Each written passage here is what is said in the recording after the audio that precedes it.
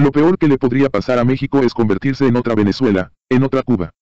Y eso es posible a pesar de que los partidarios de la destrucción de México son una minoría. Por ejemplo, si en la elección de julio de 2018 López obtiene el 36% de los votos, el mal podría imponerse sobre la gran mayoría que no lo quiere, si ningún otro candidato obtiene más de ese 36%. Pero esta pesadilla puede evitarse con el voto útil. Para explicar el voto útil, tomemos el ejemplo de Chile. En 1970 el candidato izquierdista Salvador Allende, a quien López tiene por guía, obtuvo el 36% de los votos y buscó implantar el socialismo aunque la gran mayoría de los chilenos se oponía. Cuando Allende puso a Chile en situación muy parecida a como hoy está Venezuela, los militares debieron intervenir. Chile aprendió la lección. Se reformó la constitución para establecer la segunda vuelta, a fin de impedir que una minoría radical se imponga a la mayoría. En 2014 la socialista Michelle Bachelet fue electa presidenta y trató de llevar a su país por el camino de Venezuela. En las elecciones presidenciales de 2017 se presentaron diferentes candidatos, pero destacaron dos. Por un lado, Sebastián Piñera, quien ya había sido presidente y ofrecía detener la marcha hacia el socialismo y recuperar la ruta de la prosperidad. Por otro lado, Alejandro Guillier, un socialista, apoyado por Bachelet, que se proponía acelerar la marcha de Chile al socialismo. En la primera vuelta, Piñera obtuvo casi el 37% de los votos y Guillier casi el 23%. Estos candidatos, por ser los de mayor votación, pasaron a la segunda vuelta, para que entre ambos los electores escogieran al próximo presidente. En la segunda vuelta Piñera obtuvo el 55% de los votos y Guillier el 45%. Lo que ocurrió es que muchos electores, que en la primera vuelta no tenían a Piñera como su primera opción, votaron por él, con tal de impedir que Chile marchara al socialismo. En México no existe segunda vuelta, pero si existiera López sería derrotado. La prueba de esto es que en 2006 el 65% de los electores votamos contra López y en 2012 un porcentaje mayor aún, el 68% votamos contra López.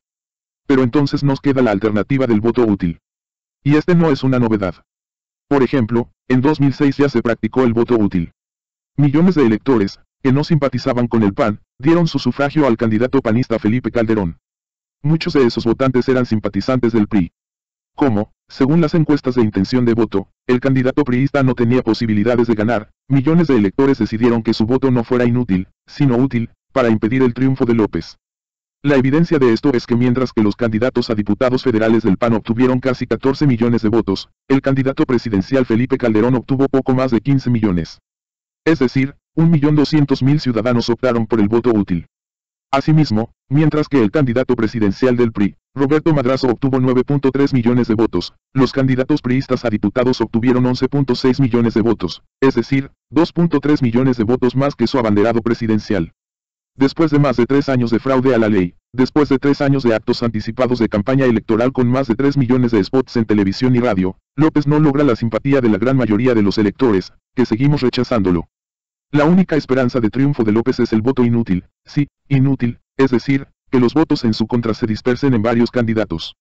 Pero para que no ocurra lo que la gran mayoría de los mexicanos no queremos, esto es, el triunfo de López, hay que practicar el voto útil, en favor del candidato o candidata rival de López que vaya más arriba en las preferencias, según las encuestas. Para muchos electores ese candidato no sería su primera opción, no sería el que más le gustaría como presidente de México, pero estos electores preferirían a ese candidato antes que permitir que López gane y destruya al país. A la pregunta de quién es ese candidato o candidata que merezca el voto útil, la respuesta es simple, por ahora no lo sabemos, es prematuro, ni siquiera hay formalmente candidatos presidenciales. Será hasta los últimos días de mayo y en el mes de junio cuando, según las encuestas de preferencias electorales, sea evidente quién puede derrotar a López. El voto útil, como ya se indicó, no impide el voto cruzado.